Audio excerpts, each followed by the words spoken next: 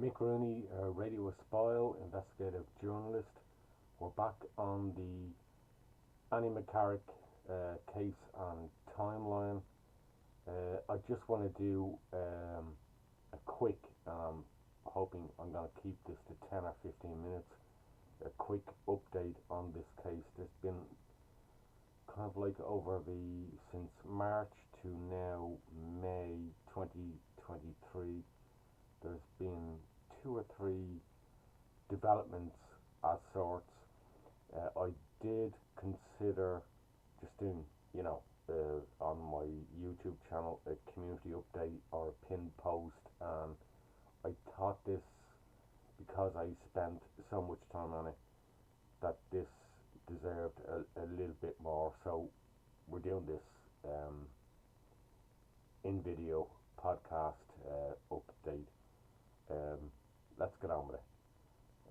First things first, you don't need that in the way.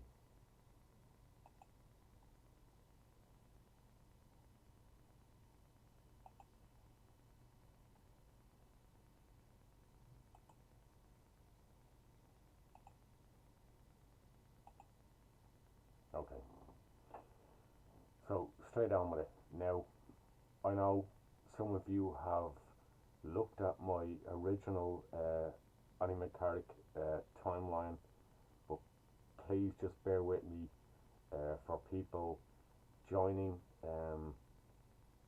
this video cast for the first time who maybe are completely unaware of this case. I have to go through some initial basic introductories, so we'll go through that first. Okay, very quickly, the background to this case. Annie Bridget McCarrick, born March 27, 1966, an American woman from Long Island, New York, went missing under suspicious circumstances in 1993 while she was residing in Ireland. McCarrick was born on Long Island, New York, and she grew up and lived in Bayport until her move to Ireland in January 1987, aged 19, to study at St. Patrick's College for teacher training in Drumcondra. She later switched colleges and instead decided to study Irish literature at Maynooth University for 3 years. For 2 years, she was in a relationship with Dermot Ryan, a period when Annie was renting and sharing a small cottage with a female friend in Ballyboden, Dublin in 1990. She returned to New York, and after a 4-month period, the relationship with Ryan petered out. He returned to Ireland and later decided to move to Italy. Annie instead remained in New York and spent 2 years in the USA studying for a master's degree.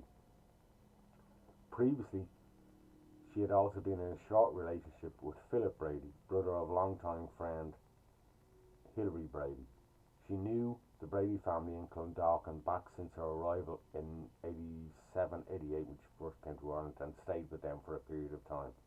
But she still yearned for a new fresh start in Ireland in 1993. Her maternal and paternal families all had strong roots in Ireland, great-grandparents, etc. During her years in Ireland, she still regularly commuted back to New York for short periods and family visits. Her parents also visited Ireland 2 or 3 times a year. After more than a 2-year hiatus, Annie returned on the 6th of January 1993 and insisted to her father that it would be a permanent move for good. This caused some strain between the pair, her father believing that she should cast aside this fanciful love affair and adventure with Ireland and return to live in New York. Almost all the family, friends, teachers and people who knew Annie saw her as an outgoing and well-adjusted person, trusting of others, if a little too idealistic at times. Annie McCarrick disappeared on Friday, March 26th, 1993, one day short of her 27th birthday, when mother Nancy had arrived in a planned visit the following week, arriving on April the 3rd, having just missed her daughter's birthday a week before. Annie by then had started renting and living in an apartment in Sandymount, Dublin, and shared it with 2 of her female friends Jill Tomey and Ida Walsh after responding to a newspaper advert for flatmates to share. Okay, that's the background. Now, I'll put the link to the original timeline I did where you see this, but I'm just moving on to the actual 2023 updates, okay?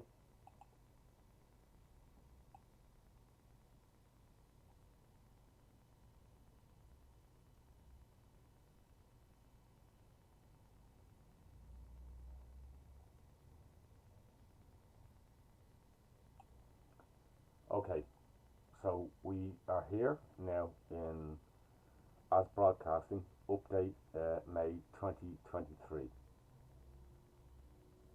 Having announced in March 2023 that Annie's case was to be upgraded to a murder inquiry, further revelations are broadcast in a May 8th RTE documentary, Missing Beyond the Vanishing Triangle. This documentary introduces two pieces of information. However, I'm somewhat serious.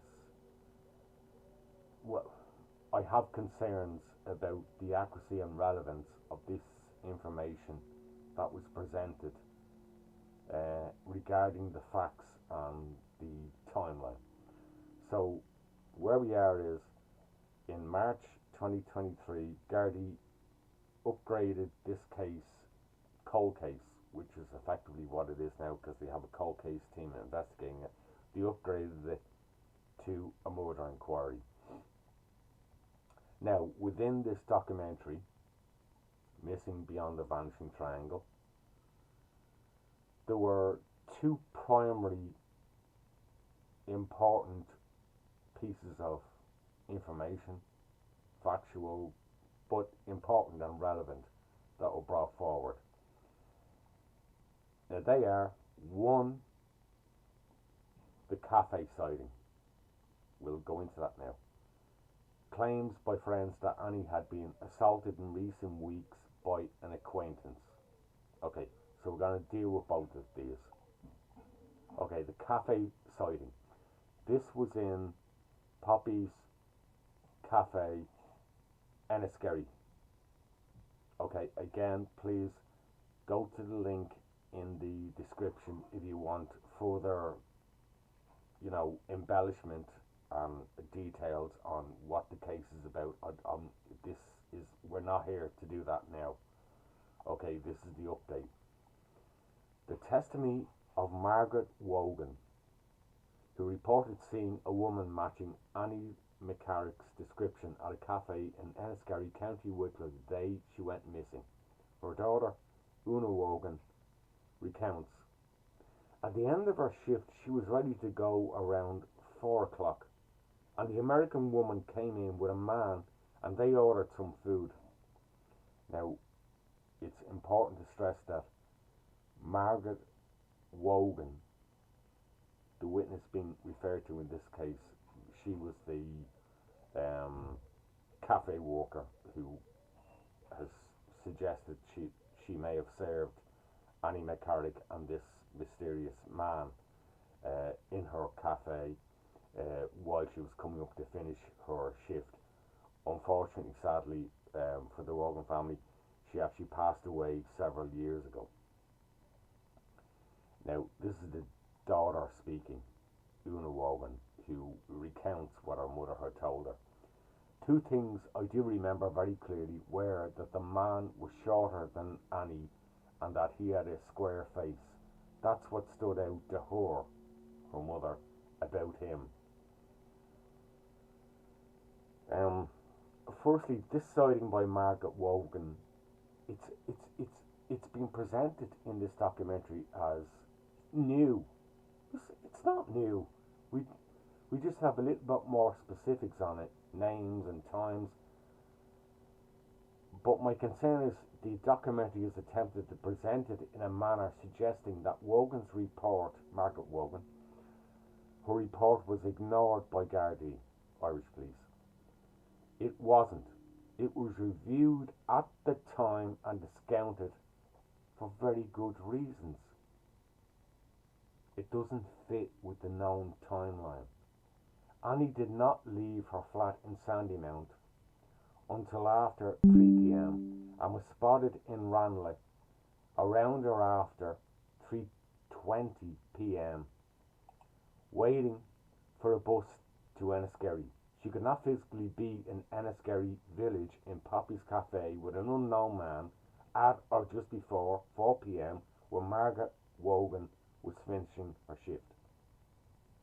The cold case team rightly reviewed this sighting more than a year ago. Remember, a key witness, Emer O'Grady, a former co-worker at the Courtyard restaurant, recognised Annie in the queue for the 44 bus in Ranelagh at 3:40 p.m. Annie could not have been in Enniskerry until about 4:20, 4:30 p.m. in 1993. Remember, this is 30 years ago. The bus services were not what they are now, so it was considerable time longer it took to get there. So Margaret Wogan is either mistaken in her recollection and her times when her shift ended, or the woman she saw in Poppy's Cafe was not Annie McCarrick. I'm not calling into question Margaret Wogan's account to police. What I am questioning is her certainty, God love her, she's passed away, and her family and Una, her daughter. What I'm questioning is the certainty about the times. I'm not questioning the account and what she believes and is certain she's seen, but what I'm questioning is the recollection of times. The other aspect that came out in this documentary, considerably more serious, is that Annie had been assaulted by an acquaintance that she'd more recently got to know. Now, let's go into that. This claim comes from 4 or 5 friends of Annie that they sent written faxes, remember 1993, to Gardaí, Irish police, from New York. Former detective Tom Rock led the McCarrick incident room and said the team never got this information. Now, let's just be clear. You send the fax, you get a confirmation the fax has been sent and it's been received.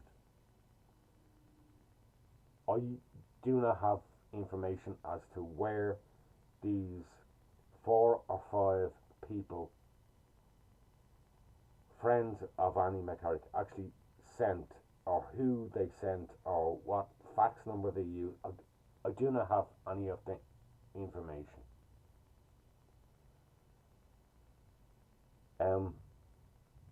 Tom Rock, leading the incident room at the time, goes on to say, I was never aware of these faxes.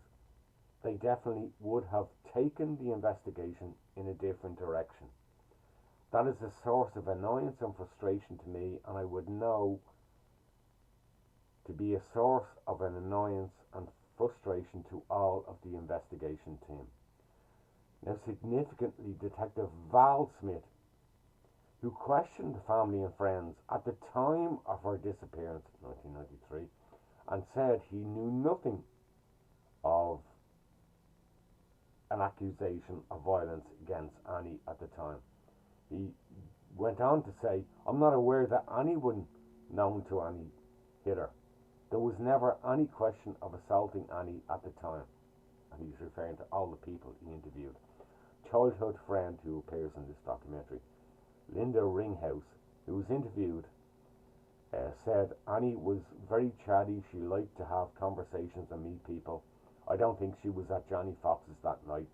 I think we kind of, again, go back to my timeline link in the description. I think we've all, Gardaí, I think everybody who really has looked at this case has now significantly ruled that out. Between her beauty and just how kind she was, there would have definitely been more than just a doorman remembering her. She's referring to the doorman eyewitness report. I'm not going to go into this. I've talked about eyewitness reports. Oh, please take eyewitness reports with a pinch of salt in a lot of cases, unless they can be corroborated by other people and multiple other people. Maureen Colville, Annie's aunt, added, quote from the documentary, "I was told something in confidence that someone that Annie had known had struck her when they were in a drunken state. I want to give fair respect to these claims of abuse, and that Annie was struck by a drunk acquaintance in the recent weeks before her disappearance, but these claims all appear to be coming from the US-based friends. Even our mother, Nancy, admits she and Annie's father were completely, at the time, unaware she was having difficulties with someone in the previous weeks." Remember, Nancy was coming home to visit Annie just days later after her disappearance. Even Annie's aunt, Maureen Colville, doesn't quite state who made these claims to her. She doesn't name them.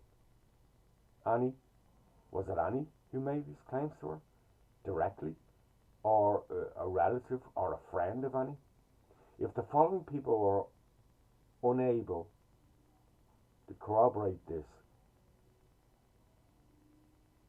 well, if they can corroborate this, that has significant basis and substance to the case.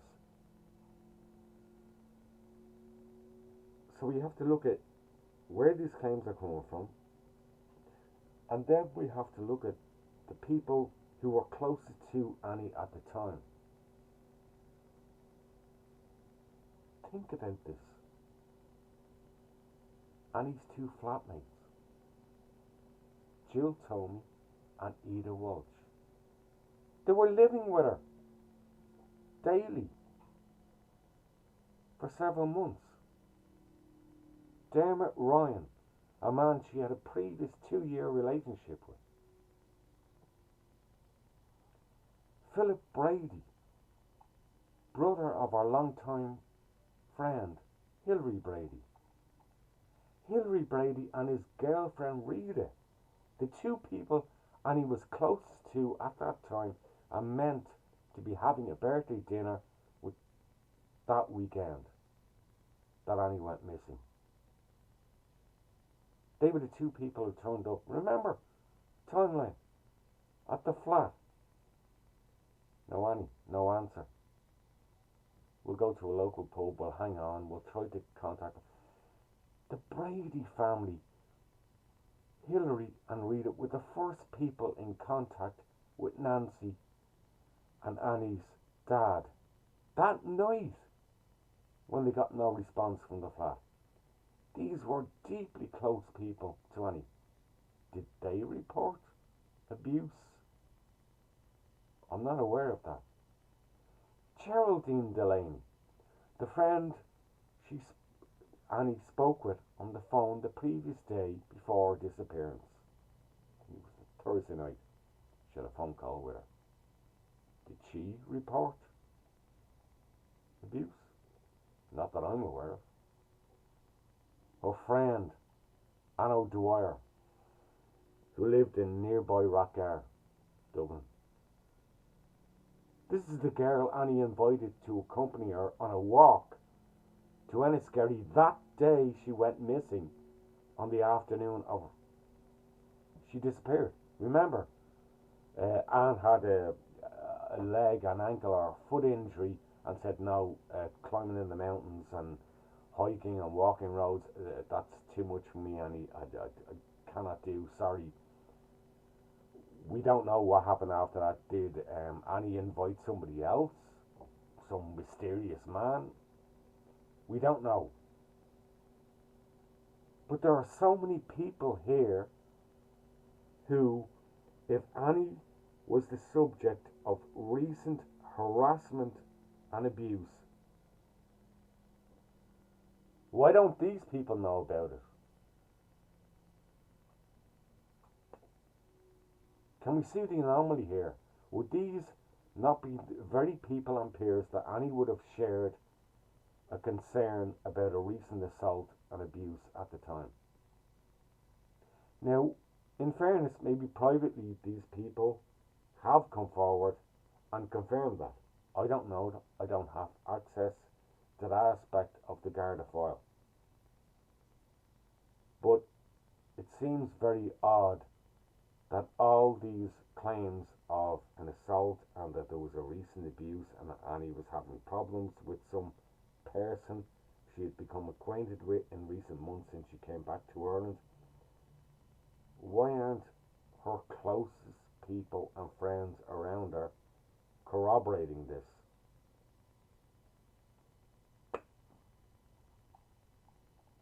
In general, I'm very circumspect about this latest RTE documentary, and that rudimentary checks and corroboration were not done before the programme was broadcast. That's just my take on this. I'm not putting a link to, because I don't believe it's up on the RTE player that I'm aware of. Some of you may have caught the documentary, I don't know. If I find a direct link to it, either online or on the RTE player, I will subsequently put it up. It's not there now at the moment. Look, that's where we are. That's my update. We're done. Thank you for joining me for this short update. As I say, I felt it better to do as a video rather than just a pinned post, comment, or community channel post. That's the update on the Annie McCarrick case. Thank you for joining me. I've recently done the Jean Tighe case. Yeah, I do lots of cases. Nicola Bully I covered in recent months.